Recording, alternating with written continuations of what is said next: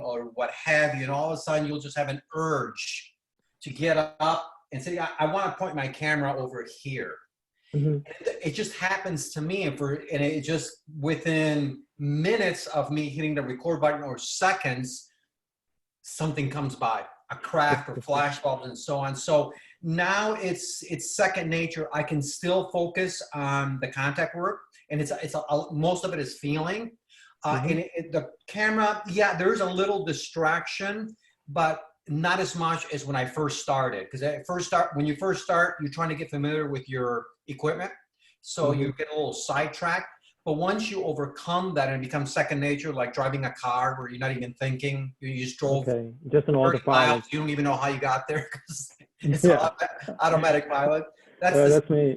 Yeah, that's the same thing that happens with your equipment. It's just second nature, and you just go up, you point, and so on. You tune in with the craft, and to me now, my camera, my lens is an extension of my eye. So when I'm seeing something, I can just get up, turn it on, boom, and I can still communicate and focus through the lens. So it becomes second nature. If that makes sense, you'll just be more comfortable with that. And just another question I was looking into yesterday, also in thermal imaging. Is that interesting? Do they emit heat, or what's your experience with that? I have not used any thermal imaging. We've used, we had a gentleman in our team who unfortunately passed away that had night vision, professional night vision, that he attached a camcorder, and he custom made this. And it's amazing because night vision, military grade night vision, you can see everything. Yeah, I was in the military. Yeah, the drawback is it's all green. I mean, the new ones are now color and so on, but it's kind of green.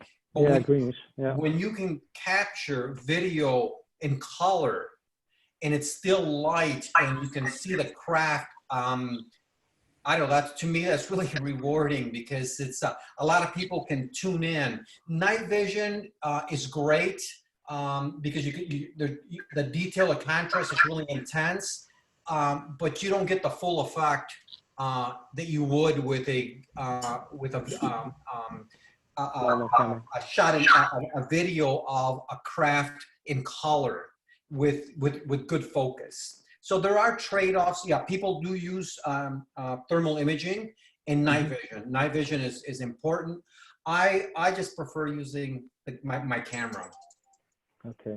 Okay, I'm just going to jump in here because it's right on the hour now. Yeah. And just to welcome everyone who's just joined now. We are just starting now, but we were on beforehand, so we had a few extra questions for Marcel about photography, because we've got our ce5 season coming up. We're in Portugal in June, and Robert will be there, and he was asking about what it needs to do photography. But a big welcome to you, Marcel, again, with everybody here. I see lots Thank you very much. Thank you for having me. I appreciate this. I know you know Rob Hipkes there, and Lorraine. And beautiful. If everybody can just put into the chat room where you're from, where you live, that would be great. So we get a bit of a full world spectrum. We know we have Ben from Norway. We've already got that. Marcel from Ann Arbor, Michigan. Oh, okay. Biljaka from Zurich. Rob from the UK. Panka, I don't know whether I'm saying the names right, from the UK. Dan from the Czech Republic. And Julia, of course, from Italy. Oria from Israel. And Chris from the UK. Small village close to London, okay. Thomas and Regina from Zurich. Oh, cool. You'll be close to Piljaka. Basque country, yes, of course. Hello. Noah from Copenhagen, who's also going to be in Portugal. Marcel from Germany, yes. Kurt, well, welcome, Kurt. From London. Ingeborg, yes, who's also going to be in Portugal with us. Munich. No, in Germany, yes, London. Salzburg, Rosemary. Fluffo from Dublin. Welcome, Dublin. Robert from Amsterdam. Yes. Okay. We are very lucky to have Marcel here. As I already mentioned, he's a very busy man doing either CE5 somewhere or traveling for work or with family. And so Marcel, originally from Bolivia, now from Ann Arbor, you've played major roles at CE5s with different groups. We met at a Greer group where you played a very central role there, but I know you also have been doing CE5 with other groups. Tell me about the other groups and what do the groups, how are they the same or how are they different? Well, I guess there's two tiers. One is a local group. Myself and Kim, well, there was actually 4 people that started the Michigan group. And this is probably 3 years ago. So we started a small group. It wasn't really open to the public. We were just getting our feet wet, so to speak, in CE5. We've several of us had experience with Dr. Greer. We had 1 or maybe 2 expeditions with him. So we started forming this small group, and people have come and gone, but now we have a steady, probably 5 people that are solid, and we've opened up to the public. So we've invited a lot of people to come in, and I think the last event we had about 28 people show up from all walks of life. A lot of MUFON people finally joined us. At first they were a little reluctant. This was a little too far out there. And now they've become local, steady people. I mean, they've been to the last, I think, 4 local CE5 events. So we have a local group that attracts people from maybe a 30-mile radius. I mean, some people come a little bit farther. Last time we had some a group come from Cleveland, south of Cleveland, which is about a 200-mile distance to be part of our CE5 event, which is really nice. You know, they have their own local group, but I invited them and we've been communicating for a couple of years. They finally came and we had a wonderful experience. Then the other level is experienced CE5ers that are in other parts of the country or the world that I've met over my years through expeditions, a lot of them obviously coming from Dr. Greer's expeditions, that we became very close friends. So we will hold these in different venues, other states, other countries, such as where you're going to New Zealand, where I had an incredible experience in New Zealand that Jeremy and Doug Parker host. So that's the second tier of people that we will maybe have 2 or 3 events in different locations that we all fly in and have at least a 3 to maybe 5, or if we're lucky, a 1-week event. So between my local group, I'll call it the national group, and then the expeditions with Dr. Greer, I'm quite busy doing that. Great. And what do they all have in common? Okay. Can I ask what is CE5? Oh, yes. That stands for Close Encounters of the Fifth Kind. It's human initiated contact as opposed to the other 4 types of contact work or the nomenclature use. Close Encounters of the First Kind is when you have a craft that's a visual craft. Close Encounters of the Second Kind is when the craft lands, then you can see, or there's physical traces. Close Encounters of the Third Kind is when there is a visual contact of ETs, maybe they're coming out of the ship. Close Encounters of the Fourth Kind is when you're taken aboard. Some people call it abduction, or you are invited to come on board. And then you have Close Encounters of the Fifth Kind, which is different from the other 4 because the other 4 are passive. It just happens. CE5 is active, where you are initiating the contact. It's not just happening all by random. You're driving down the road like Barney and Betty Hill, and you know they apparently got taken up, abducted or taken up in a craft. This is where you're going out and you're using your consciousness to make the contact, and then you record that. So that's Close Encounters of the Fifth Kind, which is human initiated contact. Just understanding that I'm getting into this. I was told about this quite recently, actually, and it's super fascinating. I heard there's a methodology, protocol, I think it was called, for like zooming out of like Earth and going like in and out like 3 times or a bunch of times. Yes. Yeah, and we can talk about that in more detail as we progress. It's called CTS, coherent thought sequencing. So one of the things, Tommy, that you learn when you go on CE5 with people who have done it, or there are apps where you can learn it. You can learn it online. It's not that difficult. I tried it. I tried it last night, and it was pretty interesting. It was pretty difficult. I had to like come up with a bunch of methods how to visualize it. So like if anybody got some tips before the event, I want to try them out. Yeah. Sure. And by the way, all that literature is available for free at Dr. Greer's site, seriousdisclosure.com, I believe, the C-SETI site. You can download all the manuals. The app, if you buy the app, the contact app, there is all information in there too, so you can carry it in the field with you. But just to summarize it real quick, and then we might probably will want to get back to this, is to make contact, phase 1 is you get into a meditative mode. You need to quiet the monkey brain. It's really hard.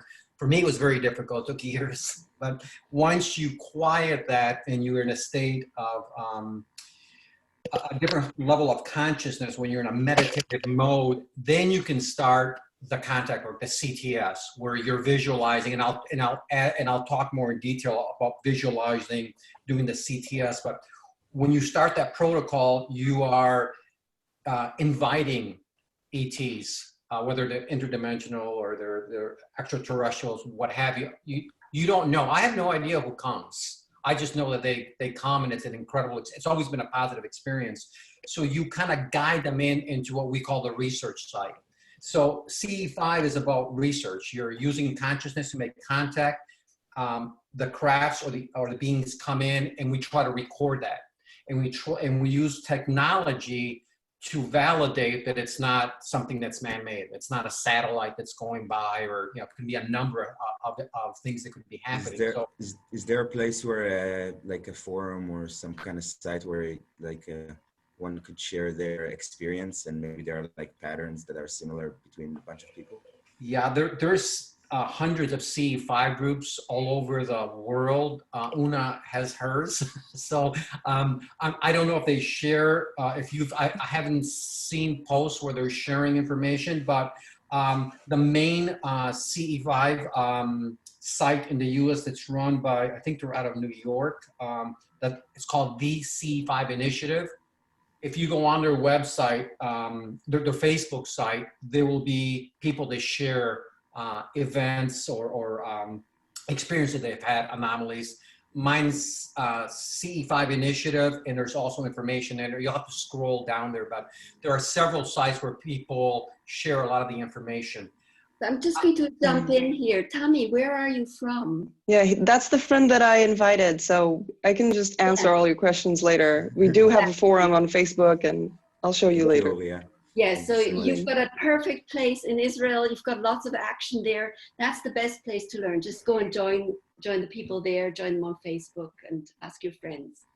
So yes, Marcel, and everybody, if you have questions, please just pop them into the chat room and we can go through them there.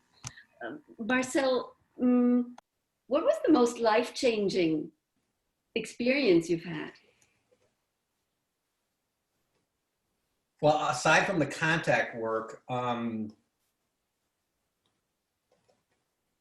think the pivotal point for me was going to a Greer expedition and validating the fact that there's something beyond my normal life that I had.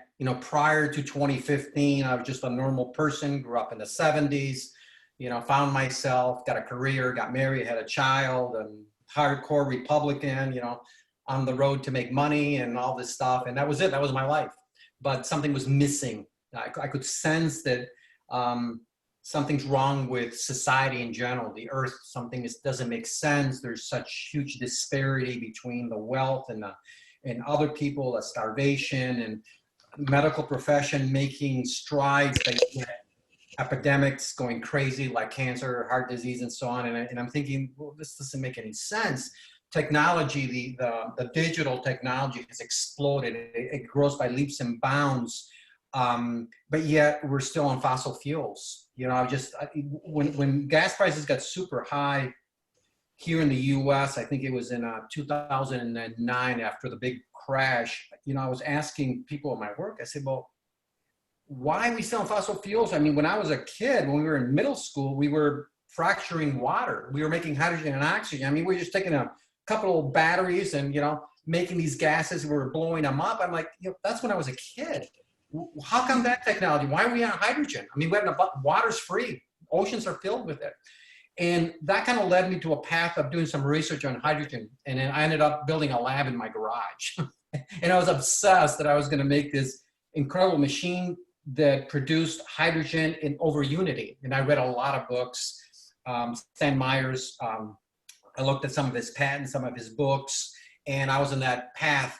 That kind of was the catalyst to get me started with my passion also has been, and my hobby has been ufology. I've been fascinated throughout my whole life and have read a lot of the Whitley Strieber books, but concomitant with trying to understand what's wrong with society and looking at UFOs and the existence of ETs kind of led me to something happen inside where I just ended up going to a Greer site that I followed for years and signing up for an event. And I went to Vero Beach, Florida for my first event, knowing absolutely nothing. I had no background in consciousness. I've never meditated. I thought meditation was for strange people that, you know, wore funny outfits and sat there and owned. And, you know, it wasn't for me. So I had no clue of that part of it. You know, but there was also a huge disconnect internally for me. I found that I kept, I don't know, maybe I was going through an awakening process, which was scaring the heck out of me because I had no idea what was going on with me. And that's another story, but I ended up, you know, for about a year going through U of M, which is a large medical institution here, to check my brain and to find out if because I kept having these funky, not dizzy spells, but just these events. And anyways, after a year, they said, well, we can't find anything wrong with you. Go to the psych department. So I ended up at the psychiatry department. And the first thing the doctor said, well, we need to put you on medication. I said, well, you haven't, the main doctor didn't even walk in the room. It was the intern. He says, well, the doctor wants to put you on medication. I said, well, no, I'm not going to go on medication. What's wrong with me? You know, and he thought, well, there's an imbalance, yada, yada, yada. So anyways, I said no, so I ended up going on a weekly basis for like consultation about my background, my childhood, who I like, and all this other stuff. And so I played the game. I did all this stuff. And these little spells I was having wouldn't go away. So finally I raised my hands. I said, I got to have a chemical imbalance. This is something really wrong with me. I'll take your drugs. And I took them for about 3 months. It was the worst thing I ever did in my life. I finally got off them, but around that same time is where I was inspired to go to Greer's website, and I found that he had these expeditions. So I ended up signing up, didn't tell anybody, didn't tell my family, didn't tell my work. I disappeared for a week, and I went to Vero Beach. And in Vero Beach, the second night, two major crafts came in from the Atlantic Ocean. And I'm going to show you a picture and a little video of that. That was a very profound turning point for me because it started my new path. And realizing that there's nothing wrong with me here, I was just making contact at a different level that I could not quite understand because I never grew up that way. I grew up Catholic. My grandma raised us because my mom worked. My dad wasn't with us. He stayed in Bolivia. So I didn't have that nurturing of that part of life. I had no idea. Vero Beach turned my life. It was when I went there, I was shocked because I met Dr. Greer, which was an incredible experience. His intellect is incredible, and I learned quite a bit. But I had no idea there was a meditation component to it. That there's this consciousness that's affiliated with making contact. And when I first saw that, I thought, wow, this is really bizarre. What are all these people doing? And I'm in a circle with my eyes closed, looking around, going, wow.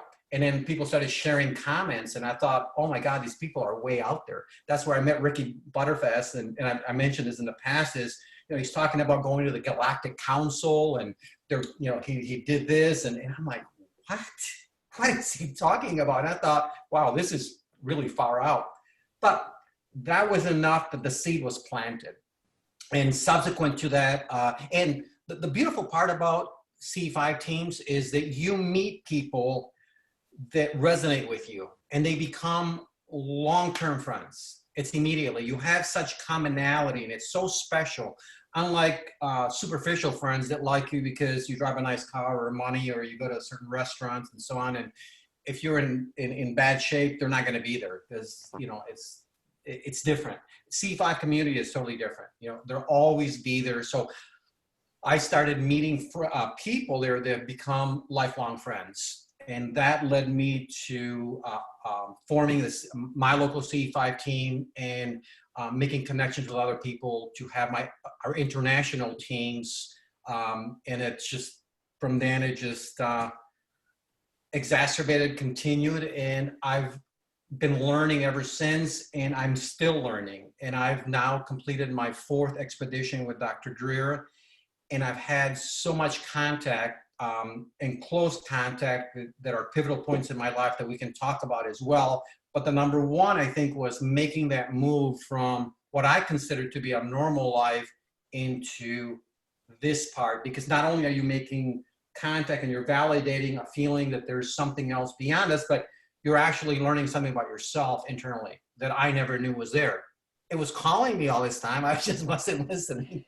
So that was a rude awakening, so to speak. So that's one of them.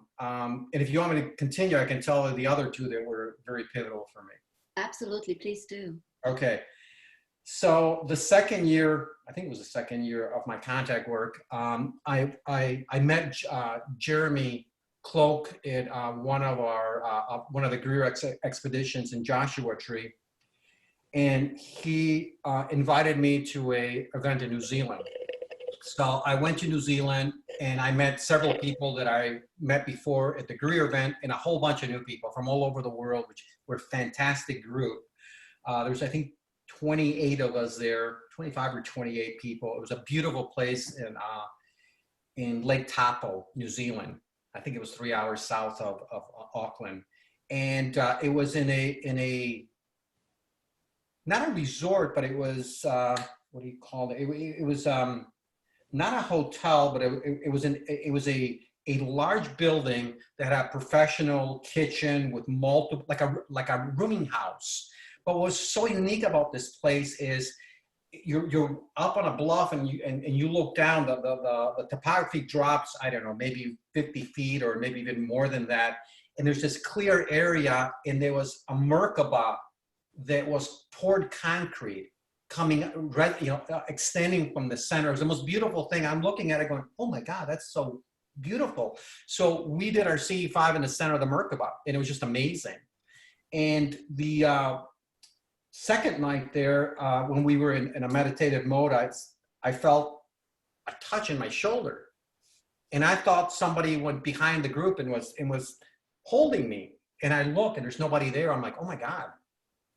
That's the first time I felt a touch, because people said, oh, I had contact or something. And I'm like, yeah, I haven't had anything. You know, I feel things, but I never had that. So I felt that. I'm like, wow. And then I can't tell you, it just all of a sudden, you light up inside. There's this intense feeling, like this burning sensation inside, but it's a beautiful sensation. You're just like, oh my God, this is incredible. And it's euphoric. And from then on, that feeling, every time I do CE5 is there. It's kind of like it ignited me, it turned me on. So then we went on break. Ricky calls his craft Alexander the Great. We had this massive mothership come by. I didn't record it because I was using my camera at that point in time to record the International Space Station that was going to go by. No, it was a Iridium satellite. And one of the ladies said, you have to record this, use my camera so people can distinguish. So I'm focusing on that. And she's telling me, okay, it's a minute away, it's over here. So I'm focusing on that. And as it's about a minute before it's going to light up and do whatever flare was going to do, Alexander, the ship, the ET craft comes on the other side.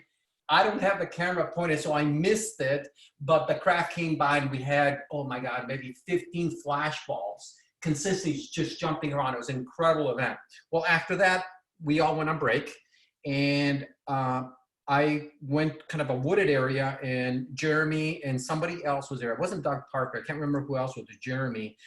They were making contact. They were both kneeling down in an open position. So when you make contact, I'm going to stand up. You open your arms like this. You're in a welcoming position, and you open your heart and your arms. And they were both kneeling. And you know, I felt something, so I started walking close to them in that open position. And Jeremy says, Marcel, come over here. So I got a little closer to them, maybe 5-10 feet away from them. And I got down on my knees, and he says, do you hear that? And I'm like, what? He said, do you hear that? And all of a sudden I could hear this clicking, which I experienced, well, our team, our international team experienced that in Tucson, Arizona the year before. I couldn't hear them. They're hearing these clicking sounds. I said, I don't hear any clicking. Why don't I hear clicking? I want to hear the clicking. So, but I'm in New Zealand, and now I'm starting to hear the clicking. I'm like, oh my God. But again, my brain's trying to dismiss it. Go, well, no, it's got to be the trees. The branches are hidden, or it's the leaves or something, because you have to rationalize this. And this is one point I want to make. Stop trying to rationalize. When you're having an event, just take it for what it is and enjoy it and go with it. And I learned that, but your monkey brain kicks in and tries to say, well, no, it can't be that. So anyway, so I'm hearing that, and then right then I'm looking, and there was this little shimmering light, like, I don't know, a couple feet off the ground in front of me. And I'm like, oh my God. I said, oh, I see something. Jeremy says, yeah, they see you. They're kind of fascinated with you because they've turned towards you. And I'm like, oh my gosh. And then I'm just like, yeah, this is happening. This is amazing. And I just opened up. I mean, all fear left. There's apprehensions when you're out there by yourself, or even a small group of people when it's dark and you don't know what you're encountering. But it was amazing. It was just like, oh, this is amazing. And I just opened it up, and I have this huge grin. I probably look really silly because I'm just smiling. And then that little being came very close to me and whoop, squeezed my thumb. And it was so emotional. It was, man, it's just billowing emotion inside. And it's such a warm, loving feeling. And then another one came next to him and just touched my index finger. And I was just mesmerized. And then they kind of didn't walk. They kind of just glided away, and they disappeared. But that to me was just amazing, because when you have aerial contact and you photograph it, yeah, it's profound. It's amazing. But a personal contact like that is totally different. And you never forget that. And the great thing is you build on that. You build on that memory when you're in your next contact event. When you're meditating and your brain doesn't shut down and you need to meditate, you just focus on that previous contact. And it's amazing because it puts you in that mindset again, and that where you get open, all those memories come back. So that was a very, very profound event for me that also changed my life for forever. Thank you, Marcel. Now, I know you've got one other life-changing event. If you'd like to talk about that, and after that, we'll go into breakout rooms so that everybody can get a little bit of personal space. Sure. The other event was in Mount. Okay, so this is different. So being involved in the ce5 community, I learned about the Rama group, which was originated by Sixto Paz in Peru, I think in the early 70s. And one of his students is Enrique Villanueva that lives in LA. And I heard that he holds a Rama event that he opened up for the Americans. It was only done for the Latin people for several years. And he hosted an event the year before in Mount Shasta. So several people in my group heard about that, and we discussed it, and we decided we're going to sign up. Let's see what Rama is all about. So we went to Enrique's event, and it's different. It's different than what Dr. Greer does. The protocols are different, but the contact work is still the same. You're still in a meditative mode. you know, you're still opening your heart up. They use a lot of mantras where you're repeating, you know, maybe 33 times, and then you switch over to another mantra and you repeat it for 33 times. And then they have an antenna. An antenna is the person that actually makes the contact. So the antenna gets information and will guide the group to a certain area for contact work. So did that first year. I was fascinated. It was absolutely fascinating to see them at work. A lot of people had experience. Automatic downloads were coming in. People were writing some just incredible, you know, scientific information that there's no way they would have known. And people are reading this, and I was very envious. I'm like, wow, how did they get that information? That's amazing. I couldn't get it. So that night I'm in my tent, and at 3 o'clock we were supposed to wake up and go do contact work. Well, I told people that I'm a light sleeper. I'll wake you guys up, right? Well, it was the other way around. They're all trying to wake me up, and I couldn't wake up. I was just out. For some reason, I wasn't going to go there. But what happened is, I'm in my tent. They all were doing their event. It's probably 4 a.m. I'm hearing this railroad, this train next to my tent, and the whole ground shaking. And I'm like, oh my God, this is. I think I put my tent too close to the railroad tracks. Because I couldn't, I mean, that's what your brain says. Well, I'm in Mount Shasta. There's no train there. There's no railroad tracks. I mean, you're in the middle of the woods. But my brain kept saying that, and I sat up. I'm like, oh my God, this is crazy. This is shaking. This is you know, wild. And then I just went back to bed, dismissed it. But I had that event there. Anyways, go fast forward 12 months. Go back to Mount Shasta because it's a very profound experience. And this time it was different. We had what he calls the cesium crystal initiation, where they take small groups out into an area that the antennas determine that we're going to have contact work in. And we had a huge group of people. I think we might have had 70 or 80 people in this large group. And Enrique was taking small groups of 10 people, or he was asking Maddie and Kimberly, there might have been 3 ladies that were working in conjunction with him to take these small groups into this area where he was going to have the cesium crystal initiation. So everybody is being picked. You know, people, the ladies are going by and selecting the 10 people, and I'm waiting, and I'm one of the last ones, and I'm getting bummed. I go, maybe I'm not going to get picked. So, and some guys playing the bowls, and it was beautiful music. You could hear the music like traveling in the sky and moving from where he was at somewhere else. It was all just, the unison was amazing. The cohesion was just amazing. I was just surprised that I was experiencing these sounds that shouldn't have been there. It was just really odd. But anyways, I finally got picked, and then I started walking with my group of 10 people. And Maddie was leading the group, and it was dark. So she said, everybody stick together. So we all stuck together, and they're walking, and I'm kind of behind them. And I look to where we were going, and I see, I don't know, a couple dozen figures behind Enrique. I mean, the whole area is filled with them, and some are short and some are tall, maybe 8 feet tall. And I'm like, and I'm thinking, okay, it's the shadow of the trees. No, it's also the pine tree. No, it's not. And they're really dark silhouettes. I'm like, oh my gosh, contact. So I immediately get around the group, and I'm walking like this, and I'm getting in front of the group because I'm all excited. You know, I just want to be there. And Maddie says, no, stay back. So anyway, I pulled back, but I just wanted to run up there. And I couldn't because there were other groups that were going through the initiation. I was really antsy because I saw this. So I stood back, and then finally we walked to the area where Enrique was. The other group already disbanded. And then I didn't see the beings anymore. They were not there. I'm like, oh, wow, they're gone.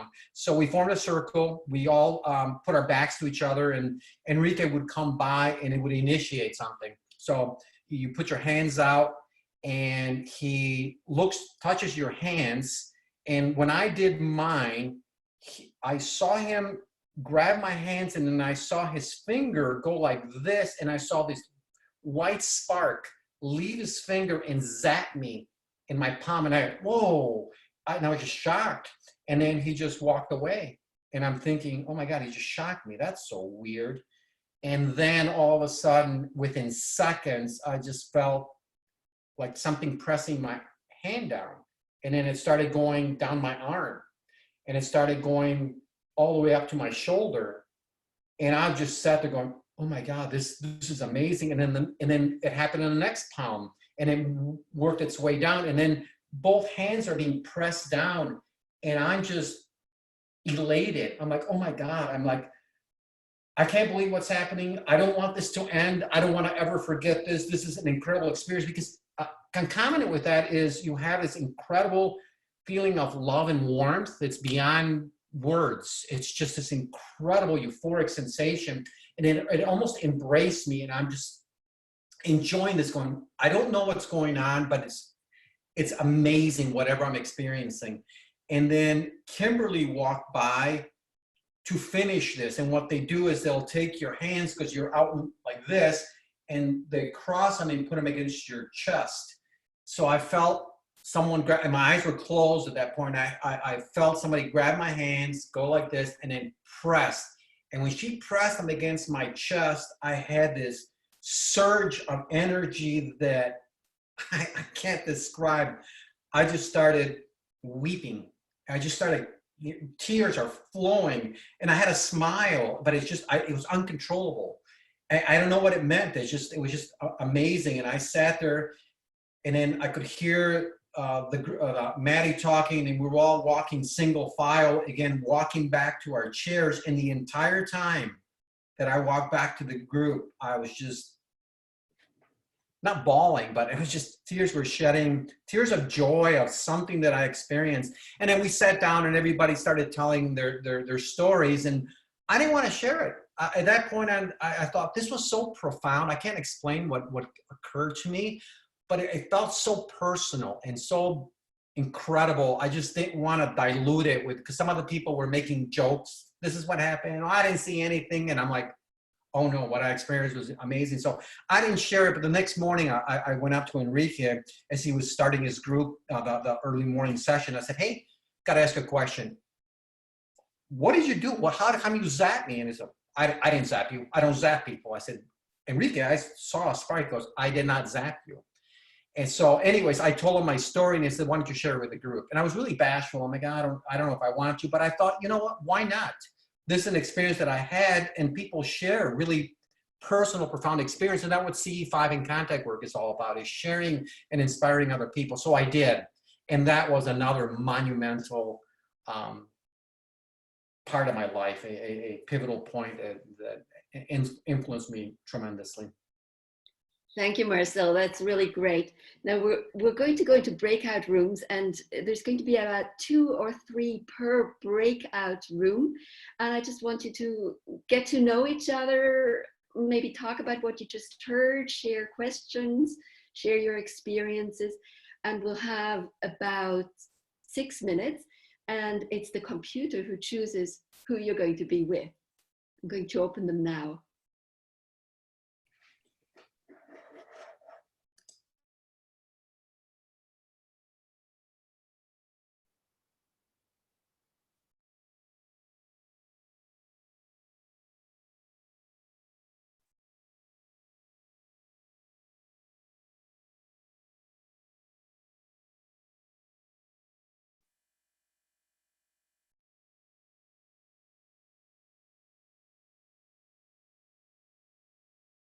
So Thomas and Regina, you will need to click on that you join your breakout room.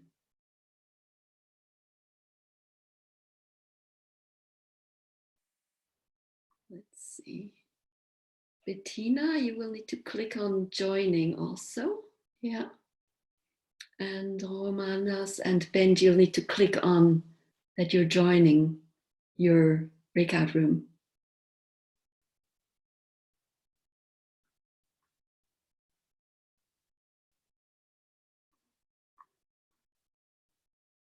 So Thomas and Regina, can you find it? Are you going to join? Because if you don't, someone will be all by themselves.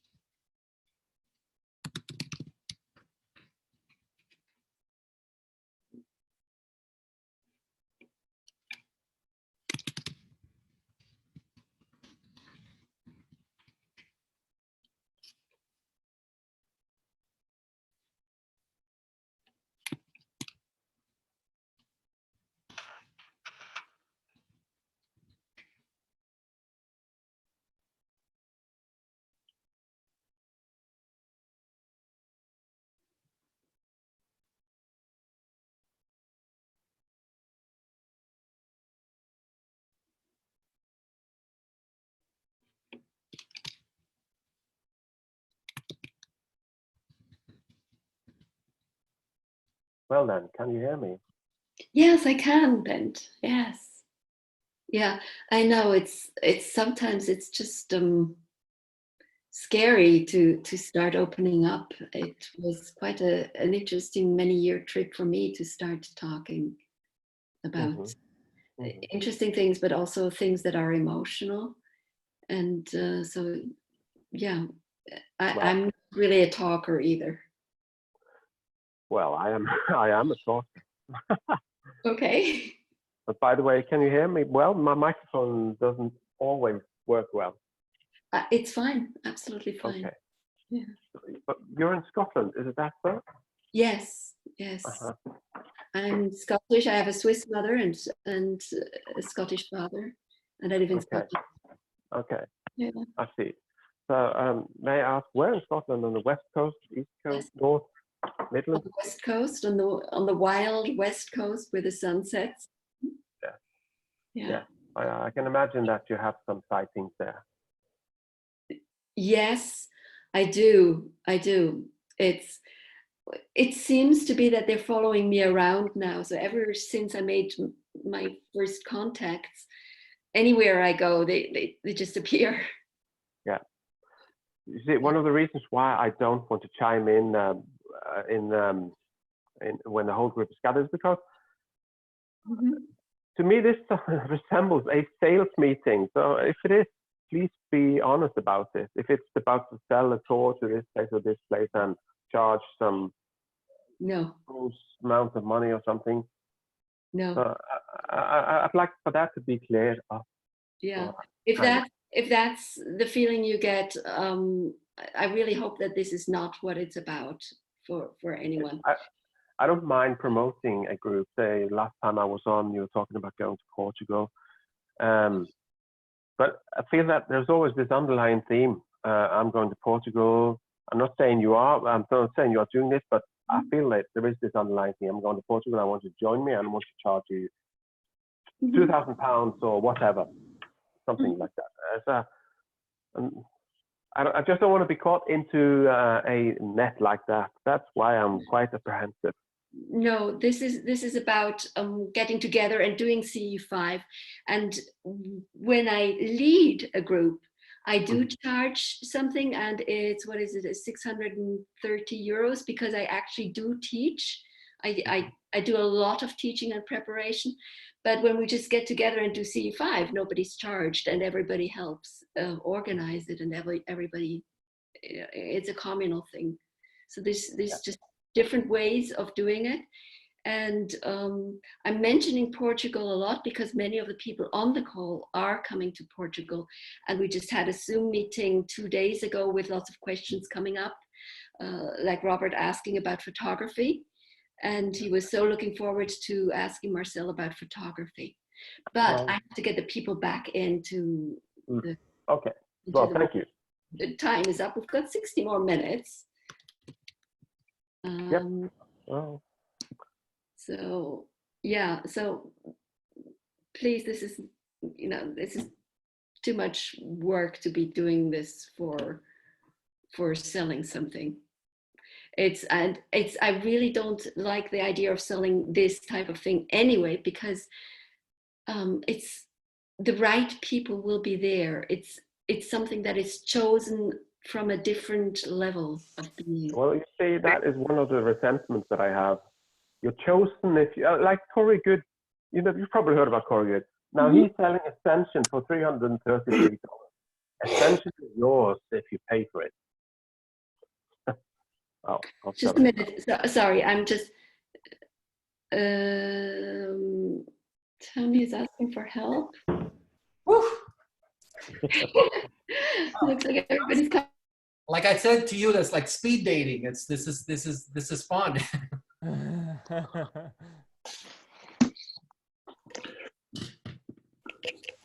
you go. Fun only if you're not in the middle of an important thing.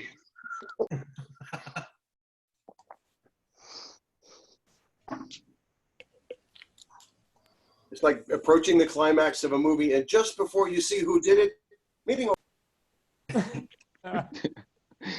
Was that too short? Yeah.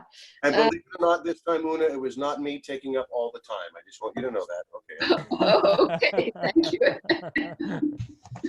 Yeah, you got some extra time anyway. Cool. Good, I see everybody's back, yes, and hope you had an exciting time.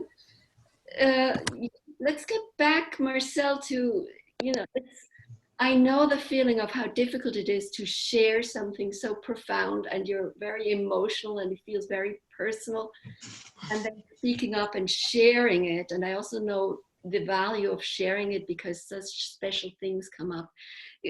Would you like to talk a little bit about this coming out? It's even, speaking to a group like this, Marcel, which is quite public. Is there anything else you'd like to say about? Yeah, I mean, when you first do this and you have an experience, you're somewhat bashful because you're always questioning whether it really happened or not. So there's an apprehension that you don't want to sound like some cuckoo. Yeah, so there's an apprehension there. But as time goes by and you have more experiences and you see other people getting vulnerable and sharing really intimate parts of their life that inspire other people. When you see that people are like starting to ask questions and they get more into it, and I'm realizing it's somewhat healing to other people because they're hearing something that's deep and personal that we don't get when we're in a social. If you go to a party, no one's going to talk about their intimate experiences. It's it's usually tainted because the ego kicks in. This is so personal. So as the more experience I've been having, I've started opening up more. And people ask questions. Like 2 years ago, I would have not done this. Maybe even a year and a half ago, I would have not talked. But being part of these incredible groups that people share, and I was enlightened by the stories, I'm realizing, oh, wow, we have something in common and we all can grow from it. It helps me grow, and I appreciate when people do that. So now I don't care about the reputation if people think I'm a nut. It doesn't bother me anymore because I can see that people get enlightened and they want to know more. And those that think I'm a nut, I don't care about, because I know what I experience. And if I can share that and enlighten other people and tell people to come forward, not to hold back, because it's going to benefit them, and it's also going to benefit other people that have been reluctant to come forward. Maybe they were having an experience like I was, realizing there's some type of awakening going on, but you can't pinpoint it. I'll talk to anybody that had a similar thing. That don't go to the doctors, go to a CE5 event. I mean, it's just, I think the more you experience it, and more you want to help out. And that's what happened to me. So I have no problem sharing my information, and also sharing pictures and videos that really inspires people when they can see this, because you can talk about things, but when you show them, it's really inspirational. Talking about pictures and photos, do you have any to share? Oh yeah. I can. Yeah, you want me to just show you a few right now, or? Yeah. Okay. Let me show you pictures, and then I'll show you one video, and then you can coordinate how you want to do it, because I can share a ton of stuff. And I started a website that I started putting things on there, and it's probably maybe 20% of what I have, maybe even less than that.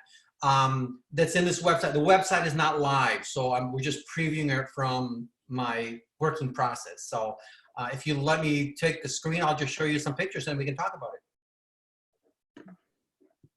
Now, do I hit share? You hit share, and then if you've got it open on your desktop, then it will show up when you can share. Let me do that right now. Share. It's share and done. And can you guys see my desktop? Yeah. Okay. So let's see, I'm in photographs. So, oops, this was the first turning event for me in January of 2015. These are the two twin crafts that showed up at 9:10 at night. So it's pitch black. It is January, so it's middle of winter here in the United States. And I'm looking at the Atlantic Ocean. This is about 2 miles out. This craft appeared, Dr. Greer signaled it, this second craft appeared. And if you can tell, I don't know if you can see my screen, there's other crafts in proximity, very small ones in proximity to these two crafts. That was a really profound experience. And actually, let me do this. Since I'm in that subject, so we don't go back and forth, I'm going to, I hope I have it here. By the way, for people watching, just double click on whatever he's sharing and it goes full screen. Okay, I wanted to show you that event of Dr. Greer's and I don't, okay. I don't want to pass that opportunity. Well, let me ask this question. Has everybody seen the twin crafts of Vero Beach, the video or not? No. Well, then I'm going to do it if you don't mind, because I think it's such a beautiful experience, and I would love to share it. But if you got to bear with me 1 second, I thought I had it, and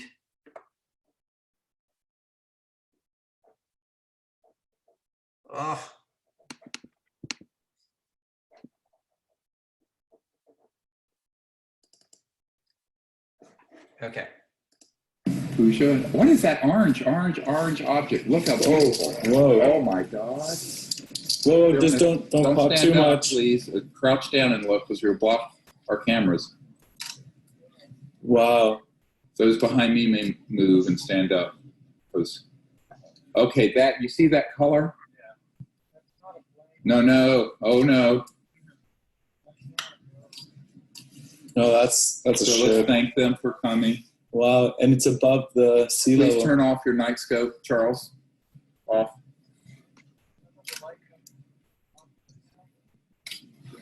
Someone's infrared or whatever. Yeah, that's Charles. Oh, whoa. Oh, here they come. There are two. Whoever's right in the front, if you can kind of just stay low, because your head is right. You can get on your knees in front of you. Look at this, how gorgeous. Oh my goodness. Okay, so I'm looking with the night scopes. There's no smoke, there's no trails. These are not flares.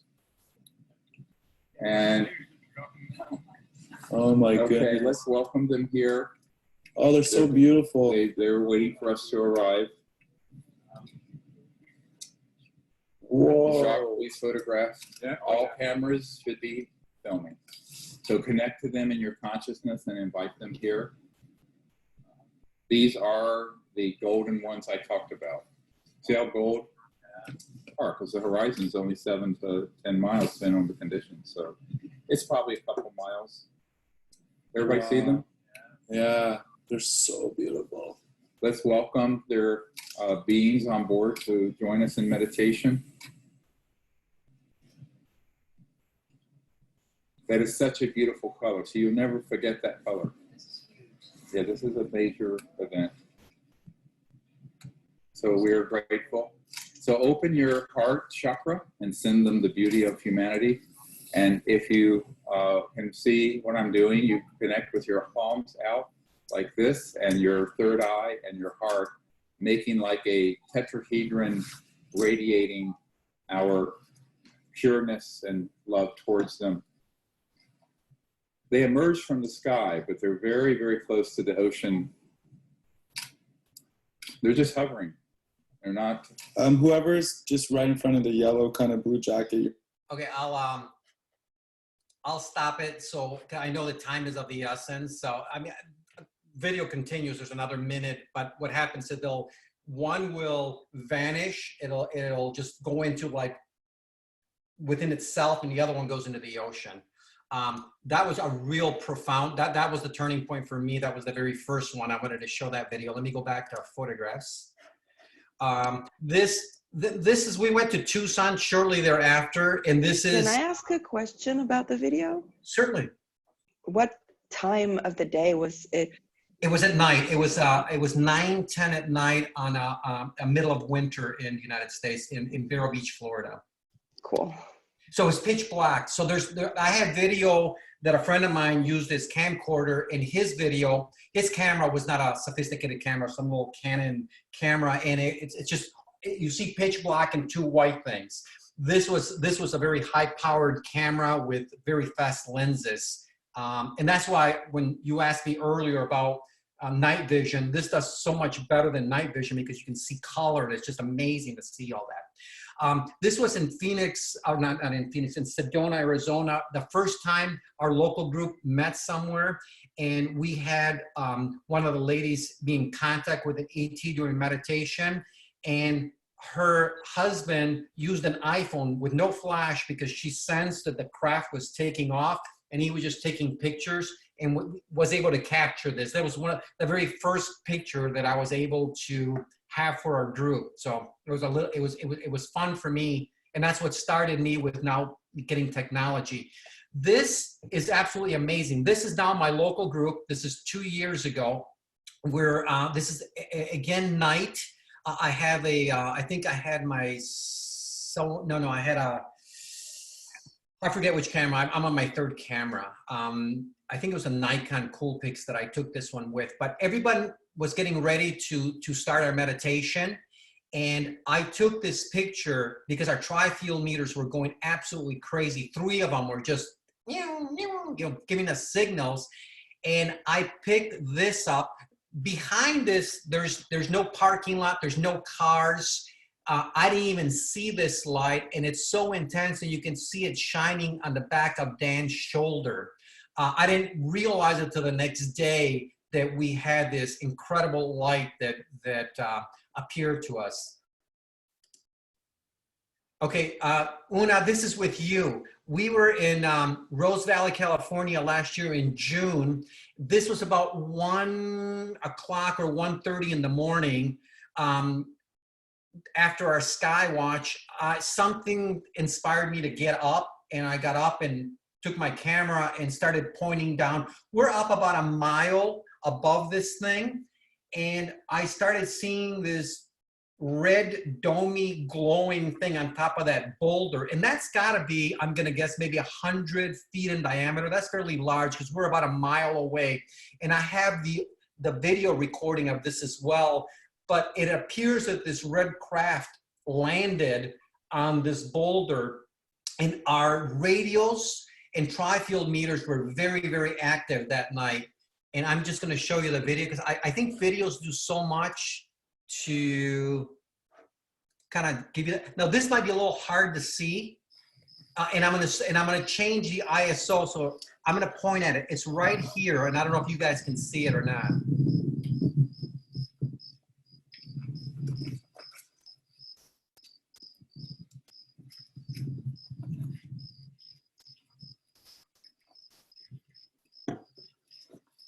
Now, this is very dark, Marcel. Yeah, it's going to get a little lighter. It just takes another 10 seconds, I think. And because it was so dark, I cranked the ISO to 250,000, and you'll start seeing the contrast. It's going to appear right over here. There, I'm changing the ISO.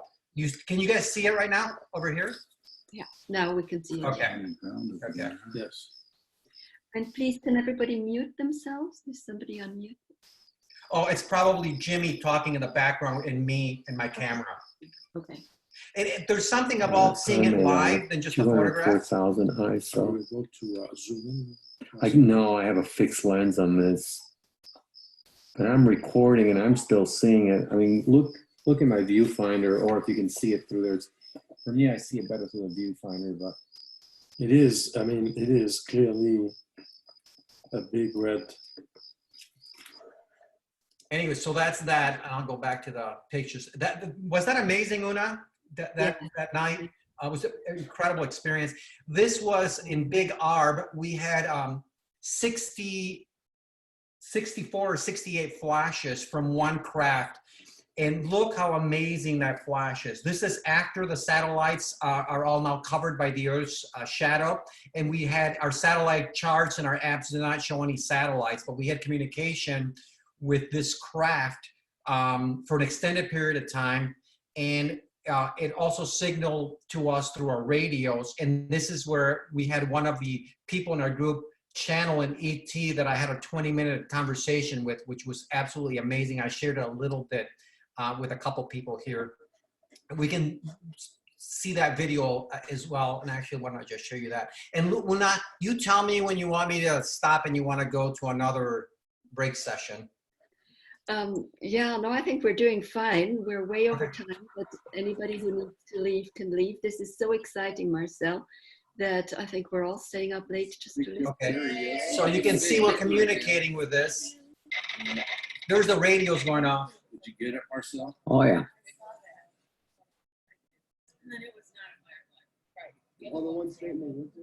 It's northwest. It's in the big- Can we have a time? What's the time, please? check. Did it? Yeah. What was that flash? Can I have a time check? Big burst of 10 up. Thank you. Thank you. That's the same one from last night. Yeah. So we had multiple crafts that evening. And Got then, it. And then once these crafts settled down, we had an ET channel through one of the ladies that we were making contact, and it was absolutely an incredible experience. Yeah. Great. Thank you, Marcel. You're welcome. Okay, let me. I think that gives everybody a really good feeling of what it is like, what it feels like in the heart, what it's like being out there and experiencing it. And I just want to also say it's so fantastic to have several people together doing this, because what Marcel does with all his technology and satellite charts and photography, you know, I can't do that. So everybody has different talents. And everybody participates, and you're right, and that helps out so much, because one is in charge of the satellite app, so we can make sure that it's not satellite, or it could be a plane.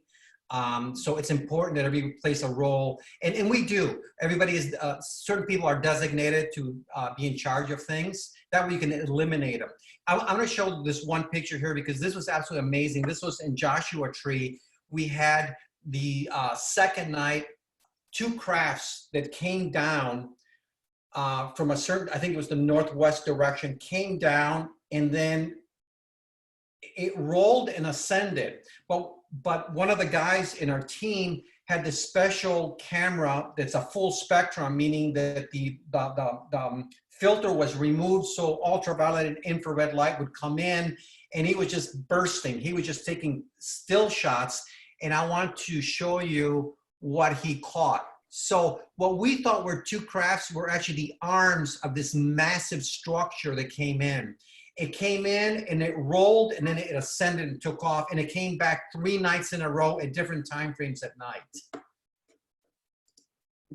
And that's that. So what I'm showing you here, these 2 dots, is what a standard, this is my camera took this, his infrared camera took this, side by side. Is that crazy?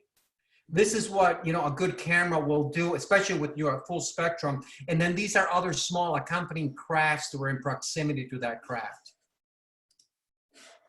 Again, in big art, when we had this flash bulb that I was showing you guys, and we have the ET, the commune, or was channeled through Debs, we kept sensing a force field in front of us, like a dome. A lot of us kept walking up going, there's something here, there's something here. Jeff in our group also had his Sony a6000 modified, a full spectrum. He took pictures, and now this is pitch black. This is, you know, 11, 12, maybe 1 a.m. But check this out. He was able to pick up the force field that we were picking up all night. And if you can see, there's a dome, like a flying saucer dome right here. But it's so nice when you have the feeling you're sensing this, but your technology validates it. You know, you have different parts coming together. We had the radios, the tri-field meters. We had this camera show this. We had the video camera with the flash bulbs, and there's so much flash bulb activity that occurred that night. It's so nice to be able to have that when you have the equipment with you. And then I was just in Roswell, New Mexico, and I had this craft come by, which was in Orion's Belt. I had multiple flash bulbs, and this craft came by 5 times. It started in our zenith and it kept going by Orion, by Orion's belt. It was an absolutely incredible experience. And then here's one in Joshua Tree. It was contact in the desert. We were going to do contact at our house that night, and I started taking pictures, and we started meditating to let the ETs know this is where we're going to be.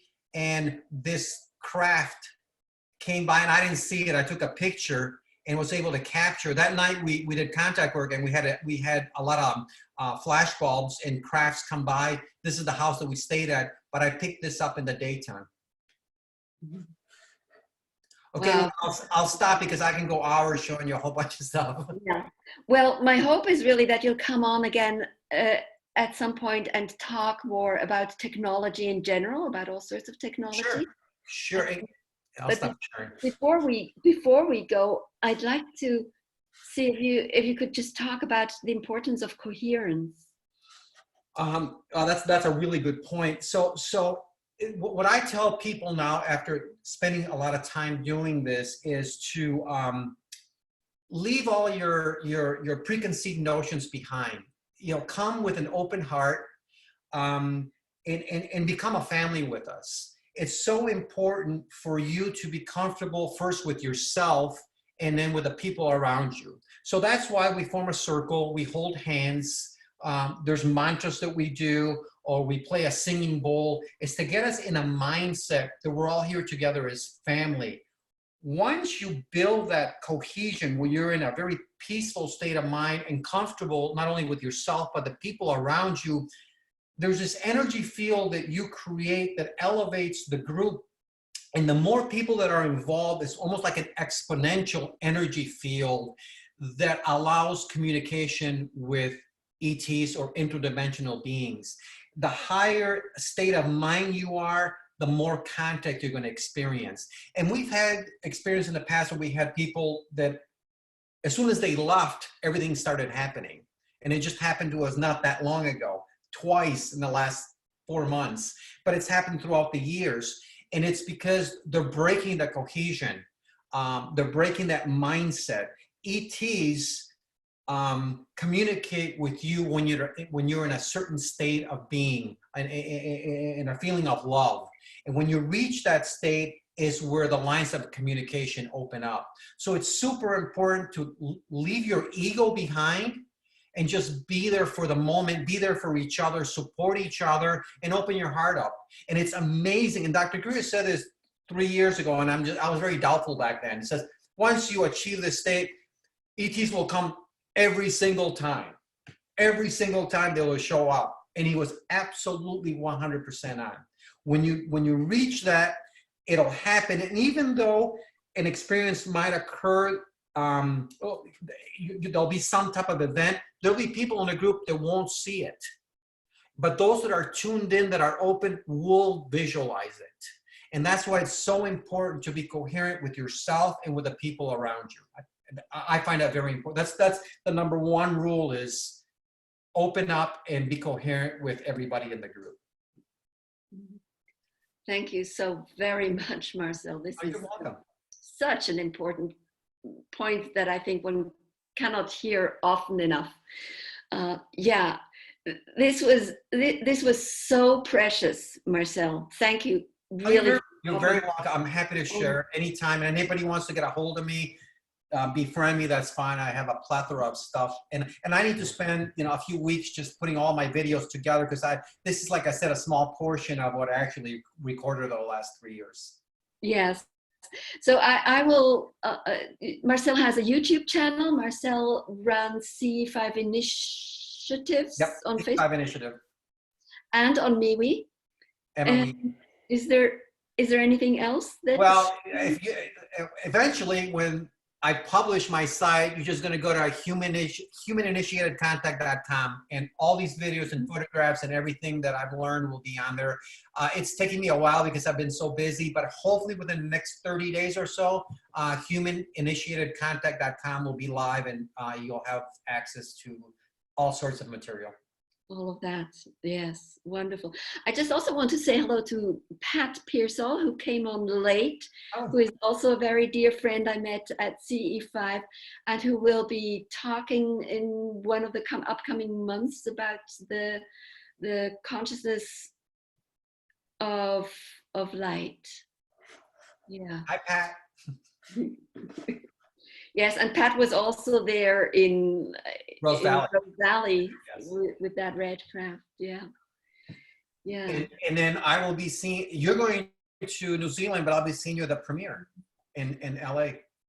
Yes, I'm going around the world. I'll be doing CE5 in New Zealand and continuing on in Joshua Tree, perhaps Rose Valley, and the premiere. Yeah, and if I can just say one thing, if you have a hard time finding a group in your area, form your own. I mean, actually, you can do it by yourself. You can just walk out to your backyard, which I do at nights. I live on the water. I'll just go sit on my dock, and because my family doesn't, my son's now getting into it, but my wife does not. I'll just go out there and meditate and just do my own thing. When you do that, you're building something, you're energizing yourself for further contact work. And if you just have another person or several people that have some interest, form your own group. It doesn't have to be fancy. Like I said, you can go to Greer's site, get all the documentation, or get it off the app and do your own thing. There's nothing magical about it. It's just being open to contact work. Do not be fearful. Set your ego aside, and it's going to be amazing the things you experience, and just enjoy it.